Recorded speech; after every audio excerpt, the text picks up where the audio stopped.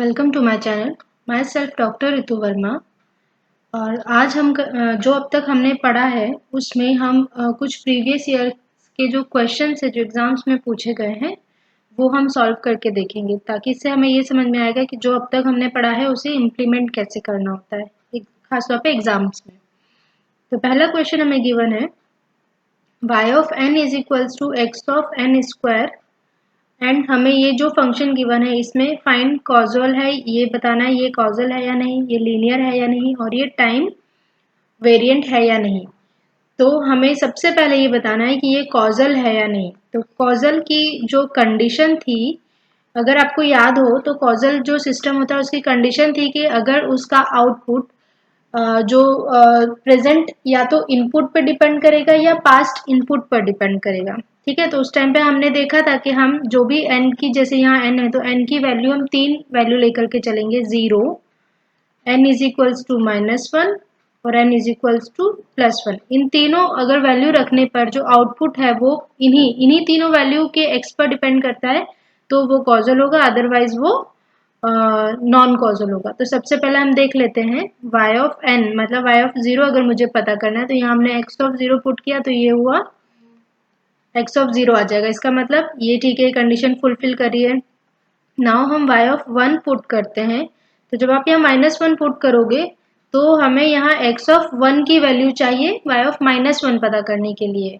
और जब आप -1 की वैल्यू पता करने के लिए आप देखोगे कि ये तो 1 जो है वो तो फ्यूचर टर्म हो गया, आपको -1 पता करना, लेकिन आपको उसके लिए 1 पे n इक्वल्स टू 1 पे क्या वैल्यू वो पता होना चाहिए। तो ये हो गया आपका फ्यूचर टर्म, और जब ये फ्यूचर टर्म हो गया तो ये सिस्टम हो गया नॉन कॉजल। ठीक है, कॉजल सिस्टम के लिए प्रेजेंट आउटपुट प्रेजेंट इनपुट या पास्ट इनपुट पर डिपेंड करना चाहिए, लेकिन यहाँ फ्यूचर आ गया तो ये नॉन कॉजल हो गया। अब हमें बताना है कि ये लीनियर है या नहीं है। तो लीनियरिटी के लिए हम लोग क्या करते हैं, जो x ऑफ n जो वैल्यू है उसमें हम इंडिविजुअल x1 x2 मतलब एज अ इनपुट पुट करते हैं। जैसे मान लीजिए हमने यहाँ पे y1 ऑफ n निकाला, तो y1 ऑफ n कैसे निकलेगा, x1 ऑफ n स्क्वायर, क्योंकि हमें फर्स्ट वैल्यू रखना है। सिमिलरली आप y2 ऑफ n निकाल लो, तो y2 ऑफ n हमने निकाला तो y2 ऑफ n निकलेगा x2 ऑफ n स्क्वायर। तो ये आपने इंडिविजुअल x1 x2 की वैल्यू रख के निकाला। जब आप y1 प्लस y2 करोगे, y1n plus y2 of n, तो इसकी वैल्यू क्या आ जाएगी, x1 n का whole square plus x of 2 n का होल स्क्वायर। तो ये हमारी इक्वेशन 1 हो गई। नाउ पहले हमने इंडिविजुअल रखा, अब हम एक साथ रख देते हैं। तो अगर हमें y1 प्लस y2 की वैल्यू चाहिए, मतलब y1 of n plus y2 of n हम निकाल रहे हैं साथ में, मतलब जो x की वैल्यू है, x की जगह हम x1 प्लस x2n दोनों साथ में रखेंगे। तो यहाँ क्या आ जाएगा, ये आ जाएगा x जो टर्म है वो तो इंडिविजुअल ही हो गया, तो ये हुआ x1 of n square plus x2 of n square. ठीक है, मतलब आप x1 x2 अगर साथ में भी रखेंगे तो उसमें कोई फर्क नहीं पड़ रहा, बिकॉज स्क्वायर है वो n की पावर में, अगर x की पावर में होता तो हमें वैल्यू में फर्क समझ में आता। तो इसका मतलब है कि ये इक्वेशन 1 और इक्वेशन 2 इक्विवेलेंट हो गई। 1 इज इक्वल्स टू इक्वेशन 2, तो ये सिग्नल जो है ये सिग्नल हमारा लीनियर सिग्नल हो गया। ठीक है, ये नॉन कॉजल है और ये लीनियर है, बिकॉज हम अगर इंडिविजुअल x1 x2 की वैल्यू पुट करने के बाद भी अगर दोनों को साथ में भी पुट करते हैं तो दोनों की वैल्यू सेम आएगी, तो ये लीनियर हो गया। नाउ अब हमें बताना है टाइम वेरिएंट है कि टाइम इनवेरिएंट है। तो सिस्टम अगर टाइम वेरिएंट है, टाइम इनवेरिएंट है, वो हमें डिपेंड करता है या तो x ऑफ n की इस वैल्यू पर कि n है या t है, जो भी है इसमें कुछ चेंजेस ना हो रहे हो। तो यहाँ हम ऑलरेडी देख रहे हैं कि n में ऑलरेडी इन्होंने स्क्वायर लगा दिया है। ठीक है, तो अगर आप यहाँ पे n की वैल्यू जैसे ही मान लीजिए आपने 1 लिया, ठीक, तो आप n equals to y of 1 पता करना चाह रहे हो, तो y ऑफ 1 के लिए आप x ऑफ 1 का स्क्वायर लेंगे, ठीक है। लेकिन अगर आप y ऑफ 2 पता करना चाह रहे हो तो y ऑफ 2 अगर मतलब 2 पर y की कितनी वैल्यू वो पता करने के लिए मतलब हमें y ऑफ 4, यहाँ 2 रखेंगे 2 टू द पावर 4, मतलब हमें एक्स ऑफ 4 की वैल्यू पता होना चाहिए। तो इसका मतलब ये कि ये जो टाइम है, मतलब ये जो जिस जिस फैक्टर के करस्पॉन्डिंग हमें ये पता करना है कि वो लीनियर है, टाइम वेरिएंट है या नहीं है, तो उसी में ही वेरिएशन हो रहा है, यहाँ पर स्क्वायर लगा हुआ है ऑटोमेटिकली क्वेश्चन में ही। तो ये सिस्टम जो है ये टाइम वेरिएंट होगा। ठीक है, इसको हमें सॉल्व करने की ही जरूरत नहीं है, बिकॉज यहाँ हम देख सकते हैं कि जिसके रिस्पेक्ट में हमें पता करना है उन्होंने उसी में पावर लगा दिया है, पावर टर्म दिया है। इसका मतलब ये खुद ही ऑलरेडी वेरिंग फैक्टर हो गया। जब ये वेरिंग फैक्टर हो गया तो इसके करस्पॉन्डिंग जो सिस्टम होगा वो तो टाइम वेरिएंट ही होगा।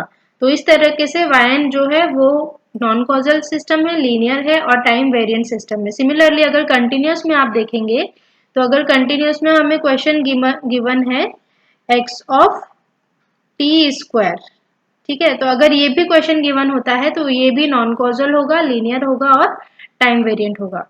ओके, नाउ नेक्स्ट क्वेश्चन हमें गिवन है y of t is equals to minus of infinite to t x of tau cos 3 tau d tau, find stability and find time variant or not. तो हमें ये बताना है कि stable है या नहीं और ये टाइम वेरिएंट है या नहीं, ये बताना है। तो सबसे पहले अगर आपको याद होगा कि जब हमने स्टेबिलिटी के बारे में पढ़ा था तब हमने बताया था कि अगर हमें इंटीग्रेशन के फॉर्म में कोई क्वेश्चन गिवन है और अगर उसके इंटीग्रेशन में लिमिट में अगर इनफाइनाइट आ जाती है तो वो सिस्टम अनस्टेबल हो जाता है। मतलब वो बाउंडेड, हमारा जो सिस्टम है वो बाउंडेड होना चाहिए। अगर वो कहीं भी अनबाउंडेड हो जाता है, अनबाउंडेड मतलब किसी भी इंस्टेंट ऑफ टाइम पर अगर हमारा सिग्नल है वो इनफाइनाइट को रीच करता है तो वो अनबाउंडेड हो जाता है और अनबाउंडेड सिग्नल के लिए हमारा सिस्टम वो होगा वो अनस्टेबल हो जाता है। तो ये हमारा जो क्वेश्चन है ये, इसमें अगर हम स्टेबिलिटी फाइंड आउट करेंगे तो ये होगा unstable because of minus of infinite limit. Okay, now अब हमें पता करना है कि ये टाइम वेरिएंट है या नहीं। तो टाइम वेरिएंट है या नहीं उसके लिए हमें पता करने के लिए हम लोग इसे सॉल्व करेंगे। तो सबसे पहले हम पता करेंगे जो क्वेश्चन हमें गिवन है उसमें टी की जगह पे टी माइनस टी नॉट का शिफ्ट दिला करके इक्वेशन फाइंड आउट करते हैं। तो ये हुई minus infinite T minus of t not x of tau into cos 3 tau d of tau, ये इक्वेशन हुई 1। नाउ अब हम करेंगे कि जो x ऑफ टी फंक्शन है उस सिर्फ उसी में हमें शिफ्टिंग कराना है। तो ये होगा x ऑफ टी में हमने शिफ्टिंग कराई है टी नॉट से, तो ये हो जाएगा x of T minus of t naught. ठीक है, इसमें ये जो इक्वेशन है इसमें जहां जहां टी है हमें वहां शिफ्टिंग करानी है, लेकिन हम नेक्स्ट जो इक्वेशन लिखते हैं उसमें सिर्फ x ऑफ टी जो इनपुट है उसमें अगर हम शिफ्टिंग करा देते हैं देन उसका रिस्पॉन्स अगर हम भी सिस्टम में देंगे तो क्या आएगा, तो वो निकल के आएगा minus infinite to t x of जो टाउ है एक्स ऑफ टाउ के प्लेस पे आ जाएगा, ये हो जाएगा x of tau minus of t naught into cos 3 tau d of tau. ये इक्वेशन है। अब अगर मान लीजिए आप इसे सॉल्व भी करते हैं, इस tau minus of t not को हम एक अनदर कांस्टेंट m ले लेते हैं और यहाँ से हम अगर इसे फाइंड करते हैं टाउ की वैल्यू, तो टाउ इज इक्वल्स टू ये हो जाएगा m प्लस टी नॉट। तो जब आप ये टाउ की वैल्यू यहाँ रखेंगे और यहाँ रखेंगे और जब आप देखेंगे तो हमारे ये इक्वेशन 1 और इक्वेशन 2 जो है वो इक्विवेलेंट नहीं आएगी, और अगर वो इक्विवेलेंट नहीं आती है इसका मतलब है ये टाइम वेरिएंट सिस्टम होता है। तो यहाँ हम लिख देते हैं equation 1 is not equals to equation 2 after putting this value. तो ये होगा टाइम वेरिएंट सिस्टम। ओके, तो ऐसे हमें टाइम वेरिएंट और टाइम इनवेरिएंट की वैल्यू पता करनी है, सिस्टम की वैल्यू पता करनी है। नेक्स्ट क्वेश्चन हमें गिवन है which are one of the following is causal system. Again हमें कॉजलिटी का पता करना है। तो कॉजलिटी में कंडीशन ये है कि अगर हम प्रेजेंट आउटपुट की वैल्यू चाहते हैं तो वो या तो प्रेजेंट इनपुट पर डिपेंड करना चाहिए या पास्ट इनपुट पर डिपेंड करना चाहिए। तो अगेन यहाँ पर t है तो हम यहाँ पर एक एक क्वेश्चन में t की वैल्यू रख करके देख लेते हैं। तो अगर हमने यहाँ t की वैल्यू 0 रखी है तो हमें u ऑफ 3 की मतलब वैल्यू पता होना चाहिए। मतलब t इक्वल्स टू 0 आप पुट करोगे तो हमें u ऑफ 3 की वैल्यू पता होना चाहिए। तो u ऑफ t पता करने के लिए 0, इसका मतलब ये हुआ कि 0 की वैल्यू पता करने के लिए आपको u ऑफ 3 की वैल्यू पता होना चाहिए। तो ये हो गया फ्यूचर मतलब ये कॉजल नहीं है। सिमिलरली अगर आप यहाँ देखोगे u ऑफ t मतलब t इक्वल्स टू अगर आपने 0 पुट किया तो 0 जब आप पुट करोगे तो यह हो जाएगा u ऑफ माइनस ऑफ 1। ठीक है, तो ये फिर भी कंडीशन सेटिस्फाई हो रही है कि अगर मुझे u of 0 t equals to मैं 0 पुट पे वैल्यू पता करना चाह रही हूँ तो हमें u ऑफ माइनस 1 की वैल्यू चाहिए, तो ये हो रहा है पास्ट। ओके, नाउ आप सिमिलरली देखोगे कि जब आप 0 वैल्यू पुट करोगे t की तो हमें u ऑफ प्लस 1 मतलब 0 की वैल्यू पता करने के लिए मुझे प्लस 1 की वैल्यू पता होना चाहिए, तो ये भी फ्यूचर हो गया। एंड सिमिलरली यहाँ पर भी ये फ्यूचर टर्म हो गई, तो हमारे पास 3 फ्यूचर टर्म है और एक पास्ट में गिवन है। इसका मतलब ये हुआ कि ये जो सिग्नल है ये हमारा कॉजल सिग्नल है, बाकी जो 3 है वो नॉन कॉजल सिस्टम्स है। ओके, नाउ नेक्स्ट क्वेश्चन हमें गिवन है कि y of t is equals to minus of infinite to infinite cos tau x of tau minus t d tau, find linearity and time variant or not. हमें ये बताना है कि ये linear है या नहीं और टाइम वेरिएंट है या नहीं। तो आइए इसका सॉल्यूशन हम देख लेते हैं। सबसे पहले हम अगर लीनियरिटी पता करना है तो जो सिग्नल है उसमें x1t और x2t इंडिविजुअल हम पुट करके देखते हैं। तो इंडिविजुअल जब हम पुट करेंगे तो y1 ऑफ t, या इसको इस तरीके से लिख लेते हैं, अगर मान लीजिए हमने x1 ऑफ t पुट किया सिस्टम में तो उसका जो रिस्पॉन्स आएगा वो आएगा y1 of t is equals to minus infinite to infinite cos tau into x1 of tau minus of t into d of tau.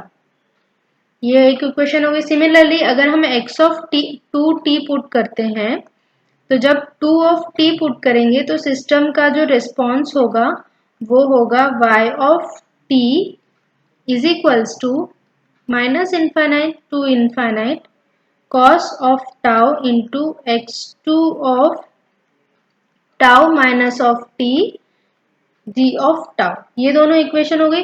जब हम इन दोनों को सिग्नल्स को ऐड कर दें, जो दोनों आउटपुट है इन दोनों को जब हम ऐड कर देंगे तो ये हुआ y1t प्लस y2t। तो आप जब इसे ऐड करेंगे तो जो इसका इक्विवेलेंट आएगा वो हमारा आना चाहिए, ये हमने लिख लिया। तो हमारा वो समेशन आएगा, इन दोनों को आप ऐड कर दोगे, ये टर्म प्लस ये टर्म आप इन दोनों को ऐड कर दोगे। तो हम जब अगर इसको लिखना चाहें तो इसे हम लिख सकते हैं minus infinite to infinite cos of tau, इन दोनों टर्म से कॉस ऑफ टाउ हम बाहर निकाल लेंगे, इनटू यहाँ अंदर में बचेगा x of tau minus of T plus x2 of tau minus of T into d of tau. तो ये हमारी इक्वेशन 1 हुई। जब हम इन दोनों को ऐड करेंगे तो रिजल्टेंट ये आएगा। अब हमें क्या करना है कि ये जो क्वेश्चन गिवन है इसमें हम रिस्पॉन्स देखेंगे कि जब हम x1 2 दो अलग अलग सिग्नल को ऐड करके देखते हैं कि उसका रिस्पॉन्स क्या आ रहा है। तो उस केस में क्या आएगा, y1t प्लस y2t जो रहेगा वो रहेगा, अगर आप यहाँ पे xt की जगह पे x1t प्लस x2t पुट करोगे तो इसका रिजल्टेंट आ रहा है minus infinite to infinite cos of tau into x1 tau minus of t plus x2 tau minus of t into d of tau. तो आप देखेंगे कि इक्वेशन 1 एंड इक्वेशन 2 जो है वो हमारी सिमिलर है, इसका मतलब ये सिस्टम जो है वो लीनियर सिस्टम है। ओके, और सिमिलरली जब हमें ये पता करना है कि ये टाइम वेरिएंट है या नहीं, तो टाइम वेरिएंट के लिए हम लोग क्या करेंगे, क्वेश्चन में जो हमें गिवन है फर्स्ट ऑफ ऑल हम t की प्लेस पे t minus t naught put करेंगे तो yt हो जाएगा minus infinite to infinite cos tau into x of tau minus of t minus of t naught. ठीक है, तो ये हमने शिफ्टिंग करा दिया t में, तो ये हुई हमारी इक्वेशन 1। नाउ अब हम लोग x ऑफ t जो सिग्नल है उसमें शिफ्टिंग कराएंगे t नॉट से, तो ये हो जाएगा x of t minus of t naught, and then जब हम इसको सिस्टम में एज ए इनपुट देंगे तो उसका रिस्पॉन्स आएगा minus infinite to infinite cos of tau into x of t minus of x of tau minus of t minus of t naught into d of tau। ये हुआ equation 2। तो यहां से आप देखोगे कि इसमें हम लोगों ने जो शिफ्टिंग कराई है t minus of t not, जब आप इसमें शिफ्ट करा दोगे तो ये देखोगे कि इक्वेशन 1 और इक्वेशन 2 है वो इक्वेशन सेम नहीं है। तो इसका मतलब ये हुआ कि equation 1 is not equivalent to equation 2। So this is a time variant system. Okay, next question हमें गिवन है। तो नेक्स्ट क्वेश्चन जो गिवन है वो हमें दो वेवफॉर्म गिवन है, उन दोनों वेवफॉर्म में हमें कहा गया है कि हमें बताना है कि जो दोनों सिग्नल का रिजल्टेंट अगर हम निकालते हैं तो उसका टाइम इंटरवल क्या होगा। तो जब हम लोगों ने convolution of two rectangular pulse का जब हमने स्टडी किया था जो प्रीवियस लेक्चर में, तो उसमें हमने आपको बताया था कि अगर हमें सिग्नल्स गिवन होते हैं या दो अलग अलग सिग्नल्स है उनका टाइम इंटरवल हमें पता है, तो उसका रिजल्टेंट जो सिग्नल होगा उसका टाइम इंटरवल हम पता कर सकते हैं। कैसे? जैसे मान लीजिए ये सिग्नल -1 से स्टार्ट होकर के 4 पे एंड हो रहा है और ये 0 से स्टार्ट होकर के 2 पर एंड हो रहा है। तो अगर हमें जो रिजल्टेंट इनका कॉन्वोल्यूटेड सिग्नल होगा उसका मिनिमम लोअर जो वैल्यू है, लिमिट है जहां से वो स्टार्ट होगा वो पता करना है, तो हम क्या करेंगे, इसकी लोअर वैल्यू मतलब इसका लोअर लिमिट प्लस इसका लोअर लिमिट इन दोनों को ऐड कर देंगे। तो यहाँ हो जाएगा ये 1 प्लस 0। तो इसका मतलब क्या हुआ, लोअर लिमिट हुई 1। सिमिलरली इसकी हम हायर लिमिट लेंगे तो ये भी हायर लिमिट एंड ये भी हायर लिमिट, तो ये हुई 4 प्लस 2, तो इसका रिजल्टेंट हुआ 6। तो इसका मतलब ये हुआ कि जो रिजल्टेंट हमारा सिग्नल होगा उसकी लोअर लिमिट होगी 1 और हायर लिमिट होगी 6। तो हम ऑप्शंस में देखते हैं, तो ऑप्शंस में ये वाला मैच कर रहा है, लोअर लिमिट होगी 1 हायर लिमिट होगी 6। तो इस क्वेश्चन का आंसर ये है। नेक्स्ट जो क्वेश्चन हमें गिवन है, नेक्स्ट क्वेश्चन हमें गिवन है convolution of U T minus of you of T minus 1 with this is. Okay, हमें दो सिग्नल्स गिवन है, उनका इक्वेशन गिवन है और हमें उनका वेवफॉर्म प्लॉट करना है। तो सबसे पहले हम लोग u of T minus of you of T minus 1 का अगर वेवफॉर्म प्लॉट करते हैं अगर सॉल्यूशन में, तो u ऑफ टी माइनस 1, इसका मतलब ये सिग्नल 0 से स्टार्ट होके 1 पे एंड होगा और एम्पलीट्यूड 1 होगा, मतलब ये हमें एक रेक्टेंगुलर वेव गिवन है ये वाली। ठीक है, सिमिलरली हमें दूसरी वेव गिवन है u of T minus you of T minus 2। तो दूसरा जो सिग्नल है वो स्टार्ट होकर के एंड होगा t इक्वल्स टू 2 पर। ये 0 से स्टार्ट होगा और ये 2 पर एंड होगा, इसका एम्पलीट्यूड भी 1 हुआ। तो ये फर्स्ट हमारा सिग्नल हुआ, ये दूसरा हमारा सिग्नल है। हमने वेवफॉर्म से इसका जो कर्व है वो ड्रॉ कर लिया है। तो हम ये देख रहे हैं कि ये इसका जो टाइम इंटरवल है वो है, जो टाइम पीरियड है वो 1 है और इसका टाइम पीरियड जो है वो 2 है। इसका मतलब हमारे पास दो रेक्टेंगुलर वेवफॉर्म तो है बट उनका टाइम पीरियड डिफरेंट डिफरेंट है।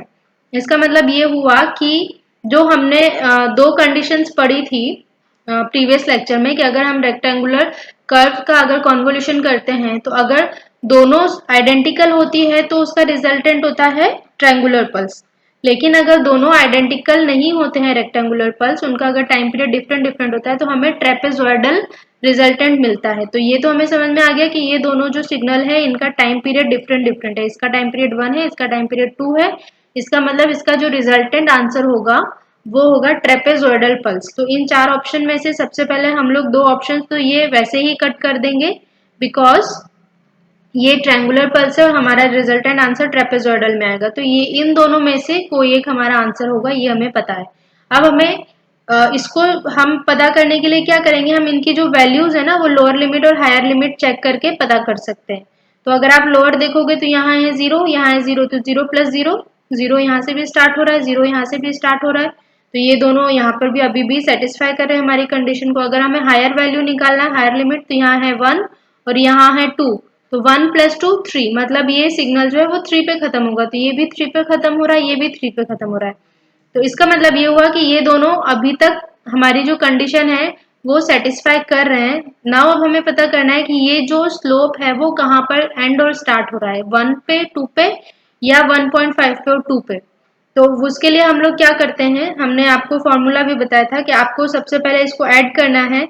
नाउ अब आप क्या करोगे कि ये जो सिग्नल है इसमें इस 1 को इस 0 से जब आप सम अप करोगे तो ये आ गया 1 प्लस 0 1। दैट मीन्स आपका जो जहां पर स्लोप खत्म होगा इसकी वैल्यू होगी 1। सिमिलरली अब आप क्या करोगे, इस 0 को 2 से ऐड करोगे तो ये हो गया 0 प्लस 2 2। दैट मीन्स आपका 2 पर ये सिग्नल अगेन जो उसका रैंप सिग्नल है वो अगेन स्टार्ट होगा। इसका मतलब ये हुआ कि 1 और 2 जो वैल्यू है ये करेक्ट हमारी वैल्यू है जहां पर सिग्नल का स्लोप जो है वो एंड हो रहा है और सिग्नल का स्लोप जो है वो स्टार्ट हो रहा है। 1.5 आंसर में नहीं आ रहा है, तो इसका करेक्ट आंसर होगा बी।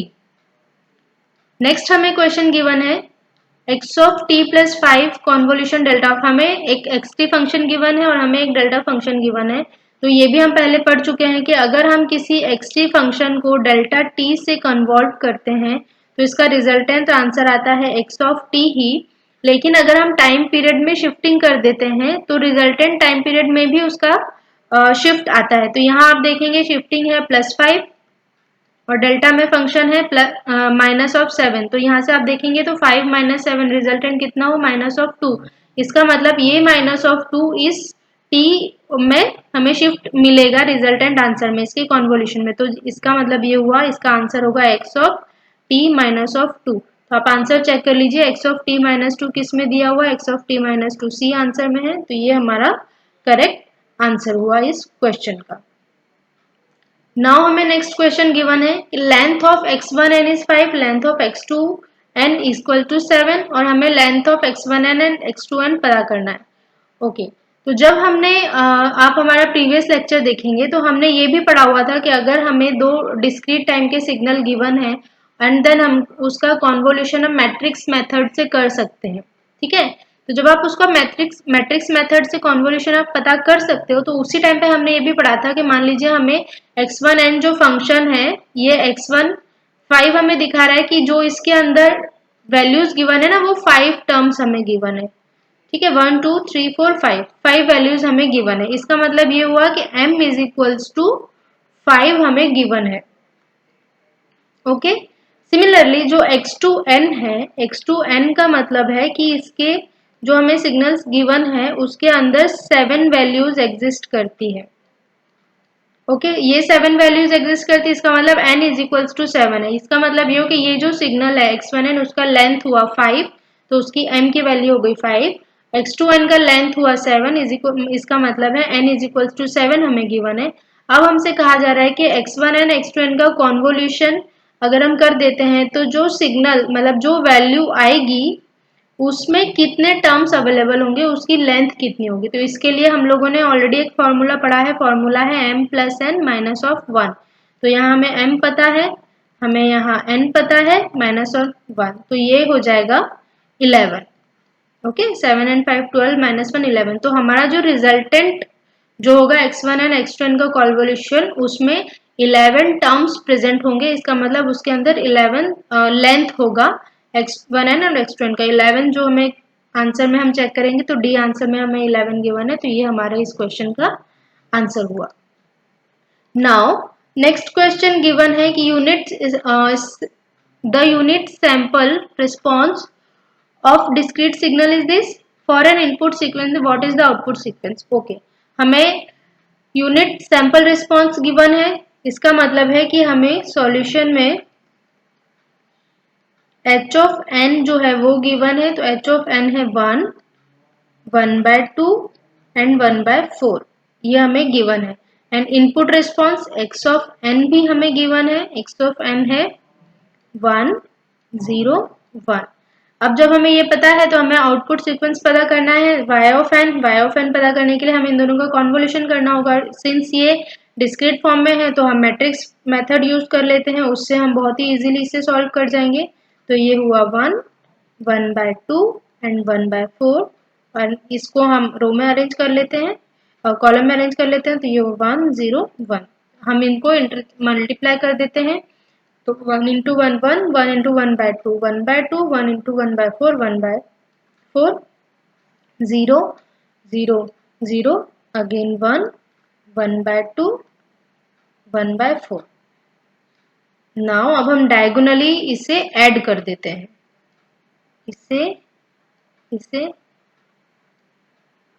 तो जब आप यहाँ पे डायगोनली ऐड करोगे तो आपका जो y ऑफ n है, y ऑफ n की वैल्यू आ जाएगी, फर्स्ट टर्म है 1, सेकेंड टर्म है 0 प्लस 1/2, 1/2, 1/2, थर्ड टर्म है 1/4 प्लस 1 इज इक्वल्स टू होगा 5/4, फिर अगेन नेक्स्ट टर्म हो जाएगी 1/2 एंड अगेन नेक्स्ट टर्म हो जाएगी 1/4।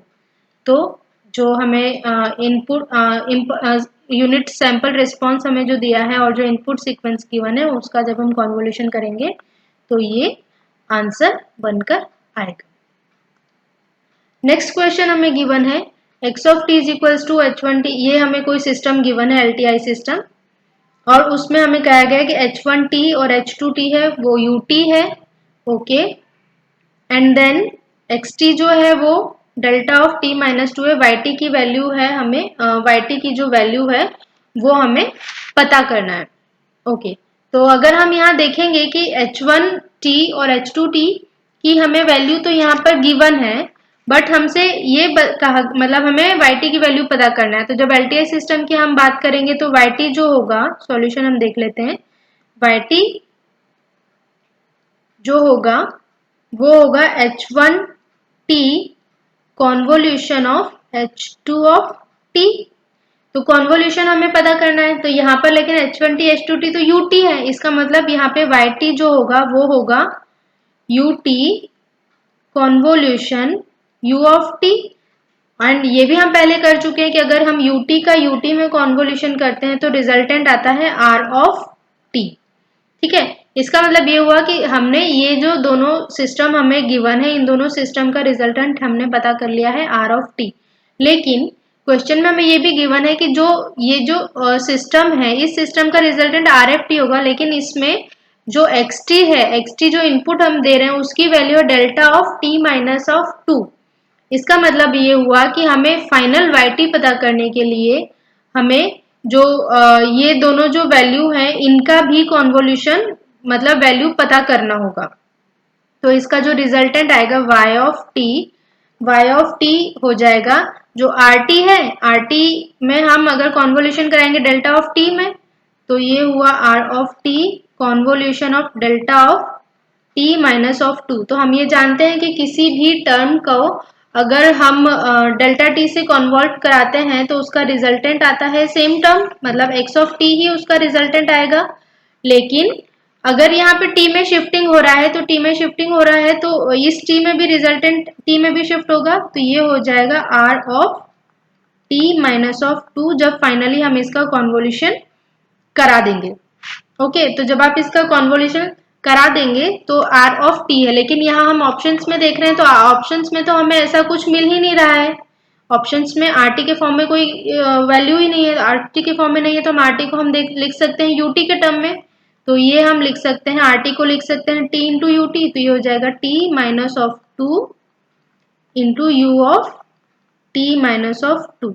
तो इस तरीके से हम आंसर चेक करेंगे तो आंसर सी जो है, ये जो हमारे क्वेश्चन का आंसर जो है वो आ जाएगा। नाउ नेक्स्ट क्वेश्चन हमें गिवन है let hn is equals to h of n is equals to 1/2 un, जो हमें क्वेश्चन में गिवन है, एंड उसके बाद हमसे कहा गया है कि gn एक कॉजल सीक्वेंस है, ठीक है, एंड y0 एंड y1 की वैल्यू हमें गिवन है, एंड हमसे कहा गया है कि g ऑफ 1 की वैल्यू आप पता करो।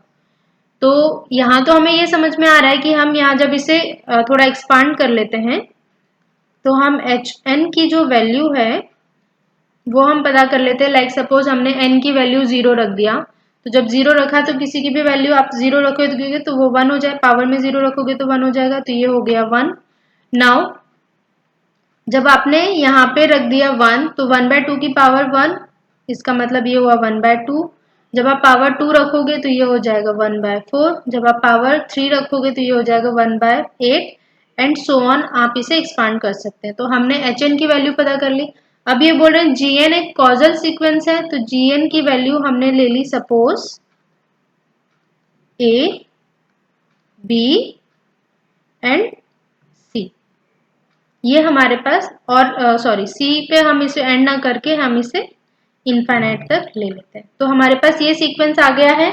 अब हमें इस सीक्वेंस की हेल्प से जो G1 है उसकी वैल्यू हमें पता करना है, मतलब हमें ये ABC की वैल्यू पता करना है। तो हम क्या करते हैं, मैट्रिक्स मेथड अप्लाई करते हैं।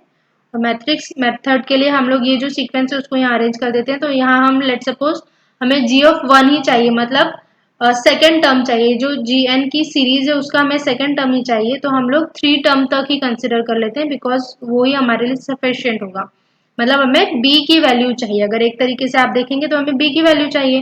तो b की वैल्यू पता करने के लिए हम 1 एक्स्ट्रा वैल्यू, मतलब 1/4 और c तक जो सीक्वेंस है उसे कंसिडर करके हम सॉल्व कर लेंगे। सारा सॉल्व करने की, मतलब सारा पूरी वैल्यूज लेकर के चलने की जरूरत नहीं है। तो हमने लिया यहाँ पर 1, 1/2 एंड 1/4। सिमिलरली ये वैल्यू हो गई a, b एंड c। तो हम इसे मल्टीप्लाई कर देते हैं। तो ये a हो गया, ये हो गया a/2, ये हुआ a/4। सिमिलरली ये हुआ b, b/2 एंड b/4। ये हुआ c, c/2, c/4। मान लीजिए आपसे अभी हमने फर्स्ट टर्म पूछा, लेकिन एग्जाम्स में अगर कोई और टर्म पूछा जाता है तो हम इसे एक्सटेंड कर सकते हैं। यहाँ पर आप चाहें तो इसे और आगे अपने कन्वीनियंट के अकॉर्डिंगली, जो भी क्वेश्चन में पूछा है उसके अकॉर्डिंगली आप एक्सटेंड कर सकते हो। तो अब हम क्या करेंगे कि जो इसका डायगोनल टर्म है उन सबको ऐड कर देंगे।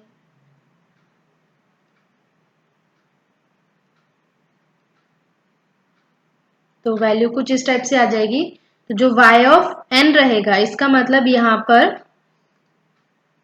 y ऑफ 0, मतलब 0 टर्म ये है तो 0, y of 0 is equals to a है। लेकिन हमें y ऑफ 0 तो गिवन है, y of 0 is equals to 1। इसका मतलब a की वैल्यू जो है वो 1 है, ये हमने पता कर लिया। नाउ अब हम यहाँ से y ऑफ 1 की वैल्यू निकालते हैं। तो y ऑफ 1 होगा b प्लस a/2, और ये हमें वैल्यू गिवन है 1/2।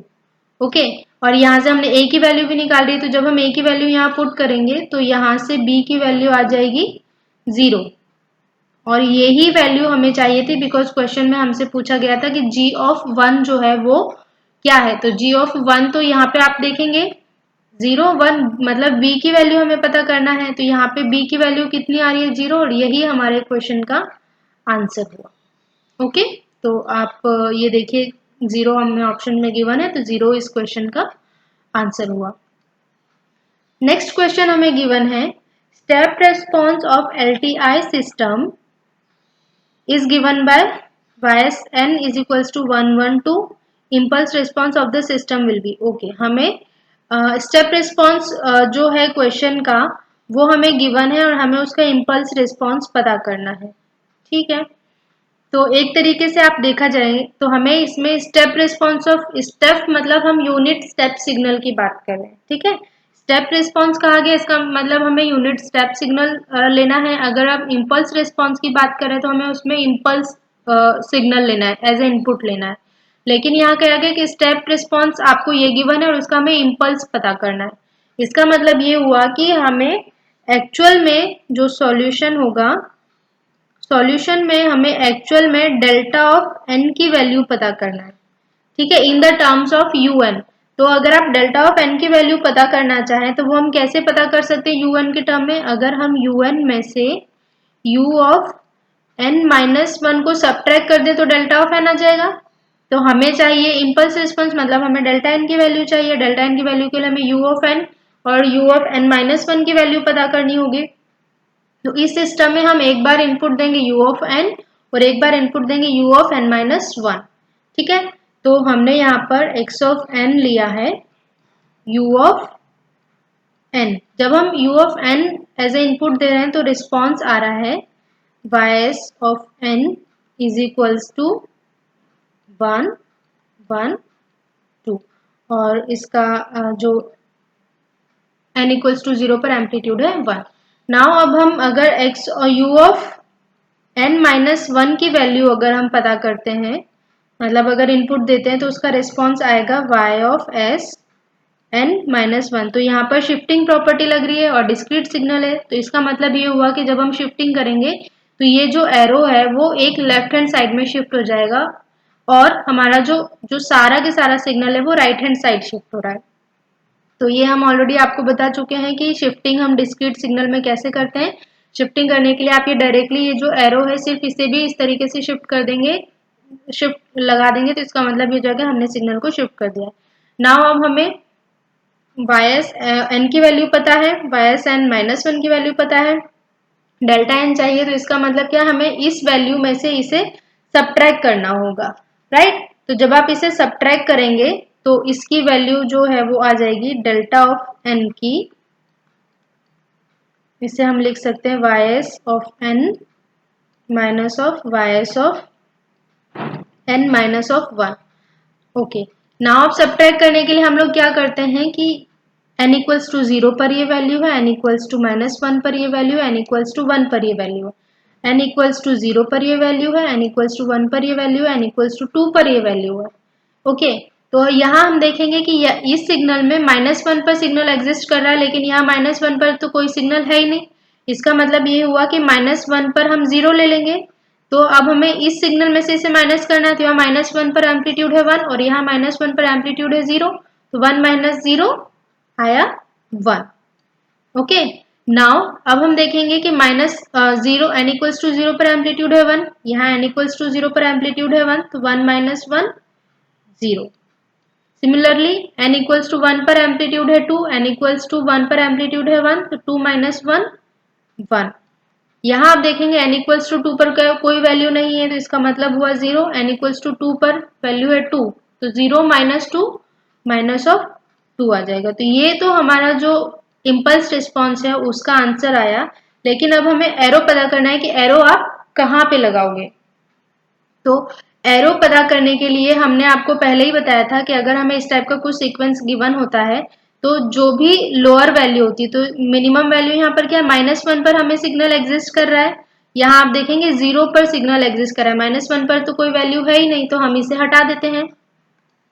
ठीक है, -1 पर वैल्यू 0 है तो हमें इसकी कोई जरूरत नहीं है, तो यहाँ आप देखेंगे -1 पर मिनिमम वैल्यू एग्जिस्ट कर रही है और यहाँ 0 पर वैल्यू एग्जिस्ट कर रही है, तो हम लोग क्या करेंगे, -1 और 0 को ऐड कर देंगे, तो ये वैल्यू हुई -1। इसका मतलब ये जो 1 है ये -1 पर एग्जिस्ट कर रहा है, तो ये -1 पर एग्जिस्ट कर रहा है, तो ये 0 हुआ, ये 1 हुआ, ये 2 हुआ, इसका मतलब एरो हमें यहाँ लगाना है।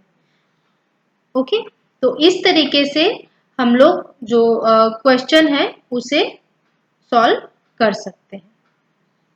ओके,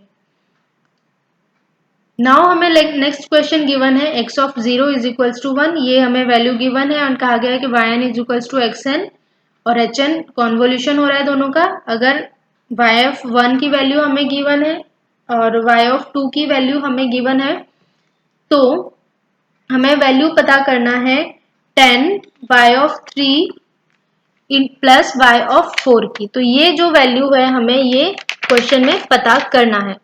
सबसे पहले हम सॉल्यूशन में देख लेते हैं कि हमें x ऑफ n की वैल्यू गिवन है, तो x ऑफ n आप देखेंगे, x ऑफ n में 0 की वैल्यू है 1, 1 की वैल्यू है 2 एंड 2 की वैल्यू है 1, तो ये x ऑफ n हमें गिवन है। नाउ हमें h ऑफ n की वैल्यू पूरी नहीं गिवन है, h ऑफ 0 की वैल्यू हमें गिवन है, इसका मतलब है ये वैल्यू हुई 1 और बाकी दो वैल्यू नहीं है, तो हम इसे b और या a या b मान लीजिए, कुछ भी मान लीजिए, हम इसे a भी ले लेते हैं, a और b हमने इसे कंसिडर कर लिया है।